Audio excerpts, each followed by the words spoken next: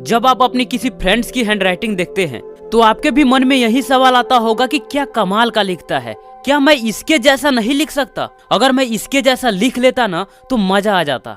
और आप कई बार वैसा लिखने का ट्राई भी किया होगा लेकिन फेल हो गए होंगे। लेकिन अब आप फेल नहीं होंगे क्योंकि आपके साथ है अब आपका प्रो, तो टेंशन लेने की कोई बात ही नहीं।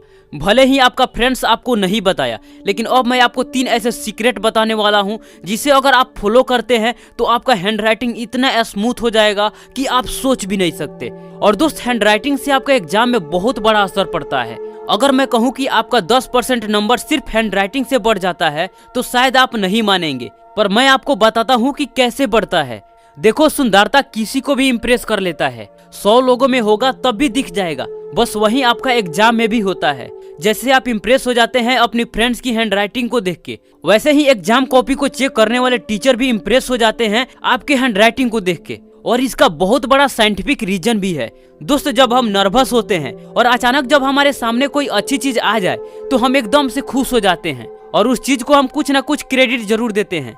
और ऐसा ही उस टीचर के साथ होता है जो हमारे एग्जाम कॉपी को चेक कर रहे होते हैं। जब टीचर कॉपी को चेक कर रहे होते हैं तो उनके सामने कई तरह का हैंडराइटिंग आता है। बहुत गंदा हैंडराइटिंग भी आता है, कुछ अच्छा भी आता है और कुछ बहुत अच्छा भी आता है। और जैसे ही बेस्ट हैंडराइटिंग आता है टीचर एकदम से खुश हो जाते हैं कि क्या लिखा है। और जब टीचर खुश हो जाए तो फुल मार्क्स देना बनता है। और इंसान का फितरत भी है कि वो अच्छी चीजों को नकार नहीं सकता। तो इसलिए दोस्त, बेस्ट हैंडराइटिंग है तो नंबर भी बहुत कम कटता है। और वहीं खराब हैंडराइटिंग है तो 5 नंबर की जगह पर 3 नंबर ही मिलेगा, 2 नंबर ही मिलेगा।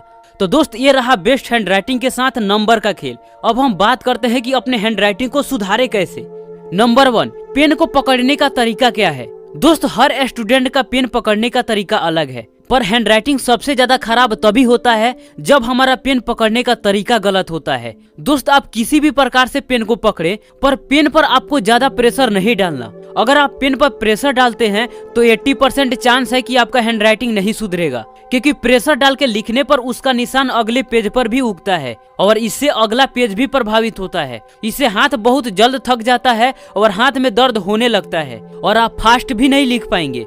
दोस्त, अगर आपका हैंडराइटिंग ज्यादा खराब है तो इस पोजीशन में आप पेन को पकड़िए और आपका इंडेक्स फिंगर बाहर होना चाहिए, अंदर नहीं। और आपका कलम जितना इंडेक्स फिंगर की ओर आगे बढ़ेगा उतना बेहतर रहेगा, और जितना थंब की ओर आएगा तब आपका हैंडराइटिंग खराब होने का चांस ज्यादा रहेगा।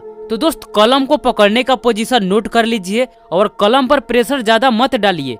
नंबर 2, 2 शब्दों के बीच में गैप जरूर रखें। 2 शब्दों के बीच में गैप इसलिए जरूरी है क्योंकि इससे आपका हैंडराइटिंग स्मूथ दिखता है। आप 2 शब्दों के बीच में कम गैप भी ना रखें और ज्यादा भी ना रखें, और जितना हो सके हर शब्दों को बराबर लिखने की कोशिश करें।